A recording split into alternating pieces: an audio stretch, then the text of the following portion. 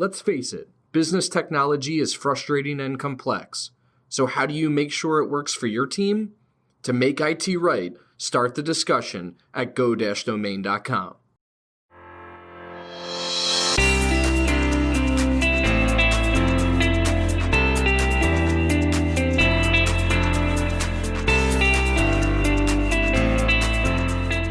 You're listening to Discussions by Domain, a podcast for business leaders. Our discussions may be with people you've probably heard of before, but the majority of our guests are in the trenches, professionals like you and I, with the same challenges and struggles of keeping up in the Northeast. They're implementing strategies, overcoming hurdles. They're leading the fastest growing businesses in our region. My name is Anthony DeGraw, Director of Partnerships at Domain Computer Services, and the host of this show. When I'm not talking with business leaders, you'll hear stories from behind the scenes of Domain and the ups and downs of our own growth journey, as we intend to take over the world. Just kidding. Well, maybe. Let's get into the show. Welcome to another episode of Discussions by Domain. We are coming back for part 2 of the ABM, account-based marketing. We have our Director of Marketing, Adel Strauss, on. And today she's going to walk us through the key gains of an ABM strategy. So Adel, I'm going to let you take it away and come back at the end with some questions and comments.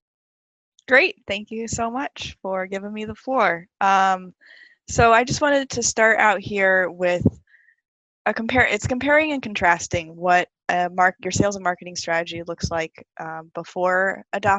often before adopting an ABM strategy. It's not necessarily mean that, but there's a lot of patterns that have shown up through sales and marketing and the relationship there, and how things tend to work in companies between sales and marketing because of a lack of alignment, which the ABM strategy brings to the table, really. So the first thing that you will often see, and you've been seeing probably for decades if you've been doing sales and marketing at all, is that there's usually a conflict between the two. And that really boils down to, all of these really boil down to the how you're incentivizing the people on each team. And if they're not incentivized, we've had a very segregated approach, typically speaking, to what sales is incentivized for versus what marketing is incentivized for. And that means that then they're often in conflict because those two things do not line up. So, for example, marketing is incentivized by leads, which can mean any number of things, and that's also part of the problem. And that then creates conflict with sales because marketing then brings all these leads to the table, but then sales can't close on those leads because they are not qualified. And then we've kind of backed it up a little bit more and come up with this marketing qualified lead and sales qualified lead, but it's still separating what's incentivizing each team, and so it creates conflict. Sales is not happy with the leads that they get, that marketing calls marketing qualified leads, and marketing feels the pressure to pull these forward because that's what they're supposed to do. That's what their metrics are based on. So with ABM then, instead of conflict, you really have collaboration because everybody's incentivized by the same thing, revenue growth, instead of leads and then closed deals. And then you also see an alignment across the entire organization for what are the kinds of leads that sales does want. If marketing is not pressured to put forth a certain number of leads every month, they will then be able to bring more quality leads to the table for sales. And they will also be willing to share their resources and time with sales to support them in helping them close the deal. And in turn, sales will also be willing to help marketing and give up some of their resources and time and energy to help shape messaging and make sure that everything lines up from the very beginning when somebody learns about a company and what your business does. It's not this battle of resources, it's a process of working together. Which that leads to the next thing of quality versus quantity.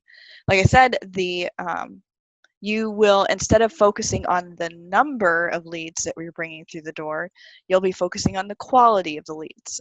Sales will be focusing on not necessarily closing new business. This even goes to the operations side. Sales will be focused on not just closing any new business in order to hit their sales goals, but closing good quality new business that operations will be happy to support and to provide services for. So overall, the entire process goes from this, just kind of bring it all in and dump it and try to get through all of it as quickly as possible, to a quality, really hunting and seeking out the people that you want to be your customers, that you want to partner with, really, instead of looking at it as, let me just get as many as I can. Which then leads to the next, because obviously if you're going for as many as you can, you're wasting a lot of resources on a lot of people who you don't really want to spend time with. Sales ends up having a lot of conversations with customers that they know are never going to buy their services. And it just wastes a lot of time, money, energy, and with an account-based marketing strategy, you can really be efficient because you're honed in on who your audience is, what are those target accounts that you're going for, and you're only going to spend your money, your time, and your resources on those people. Now, if somebody else walks through the door, they find your website, or you pop up in Google for them, and they fill out the form on your website or give you a call, that's fine. That's great. You can still follow through on that lead, but your primary focus and energy are going to be on these quality accounts that you know that you want to be your customers, that you know your product is the right fit for them. And then you're going to be you'll be able to convert so many more of those customers because you know that your product is the right fit for them. Then this also gets to the whole reactive and proactive thought process, which we talk about in IT all the time. One of the big catchphrases is to have proactive support instead of being reactive. Managed services went through this flip probably a decade ago now, based upon what we've learned at Domain, where you're getting away from this concept of just break fix, I call you when I need something, and moving towards a monthly recurring revenue model where you're paying somebody a subscription fee basically to have access and to manage your environment and to make sure that things don't go wrong. It incentivizes the managed service provider to provide better support for you because they're getting a flat monthly fee, and they don't want to have all of these tickets coming from you. And it also makes your company happy because then you aren't constantly submitting tickets for the same thing over and over again because it's constantly breaking. So the same mentality is now coming to sales and marketing. Let's get away from this reactive, we're just going to throw a very wide net and catch whatever we can and try to close whatever deals we can and hope for the best. We just want to catch as much as we can, and also waiting for people to come to you and to ask you questions about what your services are or to seek you out on Google. We need to bring it a step. We need to bring it to the market and be very proactive about that.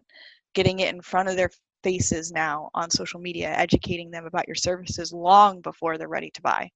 And that's being incredibly proactive then, because for example, with something like IT services that you only shop around every 3 years, if your name is not in front of them for a year or two before they decide to start looking for a new provider, they're very unlikely to come ask you for pricing or to ask you to do an audit when they are ready.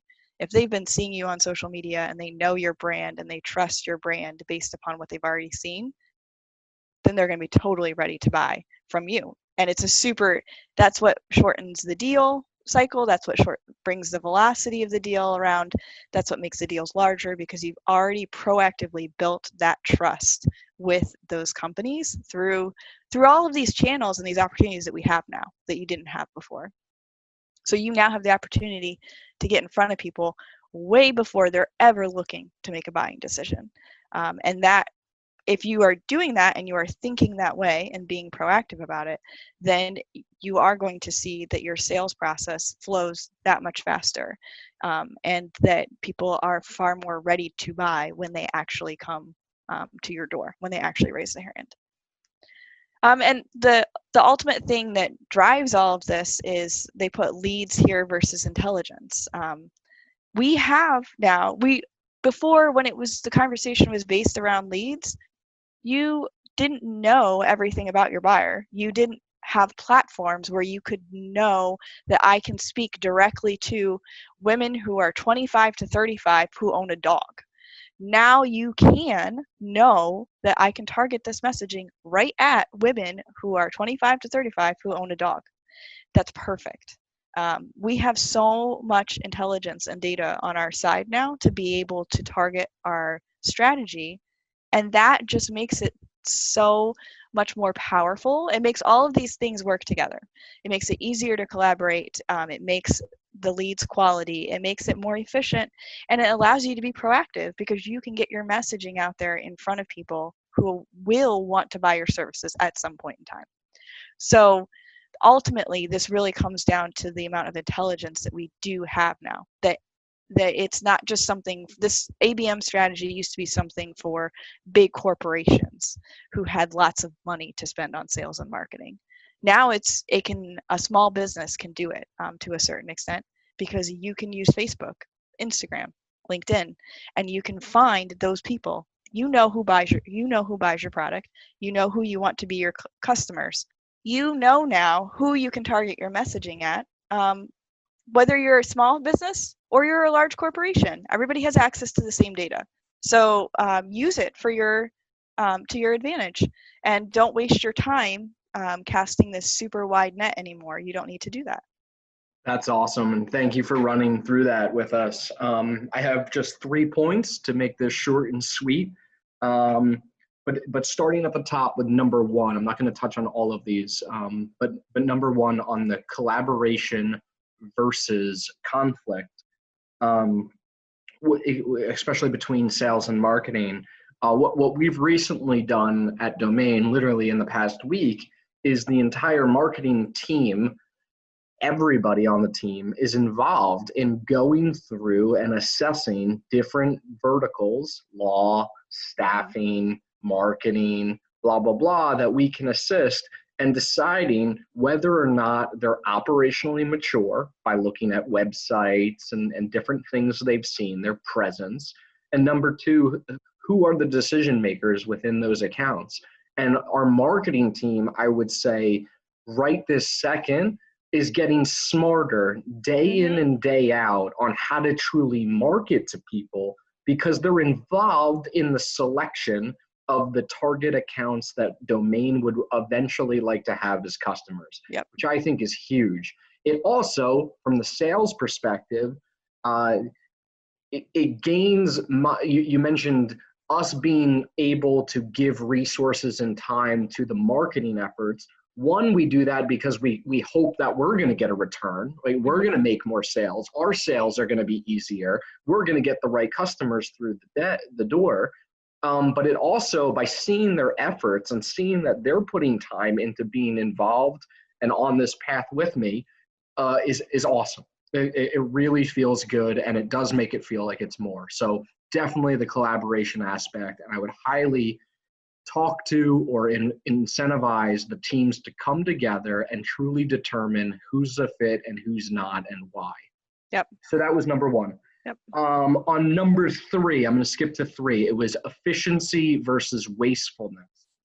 And this goes to the standard marketing sends me leads, and out of 100, I close one. I think we brought this up before. I have a 1% or less close ratio on the leads that marketing is sending to me. And that creates that wastefulness. It creates frustration and misalignment between sales and marketing. And it decreases your close rates. And at the end of the day, we've seen a lot of companies will staff higher for sales. They'll bring on multiple sales reps, team of sales reps, and one marketing person. And therefore that marketing person just has to fill the calendars or the funnel with leads that may not make sense just to keep the sales reps busy. Yep. That at the end of the day, that doesn't make sense. And then I'm going to skip to number 4, which was next in line, which was the proactive versus reactive. And I loved how you explained that. And just the notes I have on that, it's just really looking at when you're proactive about target selection and target decision makers, and then targeting them with the right information on the right platforms. We talked about this in the first episode, but the metrics to measure success with ABM are the following. And we've seen this now over, I would say probably about 2 years of doing this, but they are the following. The deal cycle is shortened. So most companies probably aren't even measuring it, excuse me, or they have this, it takes us on average 9 months to close a deal. They don't even know. Yeah. With a solid strategy, you can quickly find out how long it does take you to close the deal. And number 2, you can actually impact how quickly you can. If you're educating the right buyer on the right platform consistently, by the time they raise their hand and say, hey, I want to work with you, because they've done, I don't know, the stats, 60 to 75% of the research already before they say they want to contact, they're already there. And you just got to continue to help them through. And that's why you're seeing the deal cycle shorten. Number 2, you're going to see an increase in deal size. Why? Because you're targeting the right customers that you want to have, right? Our team reached out to me the other day with, I think there's only 5 people on this team. It's not a fit. They're too small right now. They don't fit what we do really, really well, where we can drive awesome results. So we moved on. They're not going to be a lead. Now, like you said, if they raise their hand and come to us, we'll have the conversation and we'll educate them. But our website does a great job of that because we're completely transparent. So the deals that we're actually working on are in our target market. And what we've seen, especially in 2020, is that our average deal size is doubled. It's literally doubled. It grew by $1,500 a month, which is outstanding. And now the average deal that we're seeing come in the door is almost double what we've seen in the past, and consistent too. Yeah. So that's number 2. And that also goes to the not being desperate piece, right? Where if you're being proactive, if you're not being reactive in your entire sales and marketing strategy, then you understand that this is going to take time to build. I'm willing to invest the time to build it, and therefore I will not put just anybody on my target account list, and I will not just go chase anyone that I think is even a remote possibility, which is part of the advantage of allowing like our marketing folks to pick those target accounts, because they're not the salespeople who are going to end up having to close the deal. They can be way more objective about, this really isn't going to work. Where the sales folks tend to be a little more desperate and like, oh, sure, it's fine. That's fine. I can close it. It doesn't matter. And that helps kind of keep the quality of what you're looking at. Exactly. And then the final one, which is increase the closing percentage. And it's very simple. It's a combination of everything we've talked about. If we're targeting the right accounts that get the best out of our product or service, then our close rate, it's going to go up, because we don't have crap coming through, which lowers our close rate at the end of the day. So yes, I would always say this, especially to owners, there's going to be less leads. Guaranteeing you, because you're not hitting everybody. There's going to be less leads, but of the ones that do come through, you're going to see all of these things happen. And at the end of the day, you're going to close a higher percentage. And what does that help? Well, on the other side, it helps the people who actually support your clients. It helps you deliver great results, which therefore leads to more referrals, which we know have the highest closing percentage. Yep. So all of those things, it also allows you to better forecast for growth. It allows you to hire better. You can really systematically go through the entire business if you're doing these things right. So Adel, thank you again for coming on, explaining this. For part 3, we will discuss tactics, the actual tactics that you can take to deliver on this concept of account-based marketing and account-based sales. And until then, we'll see you next time. Sounds good. See ya. To ensure that you never miss an episode, subscribe to the show in iTunes or your favorite podcast player. This guarantees that every episode will get delivered directly to your device. To help us get the word out, share with a friend, leave a review, and check out our discussions on the web at go-domain.com/podcast. Thank you so much for listening. Until next time.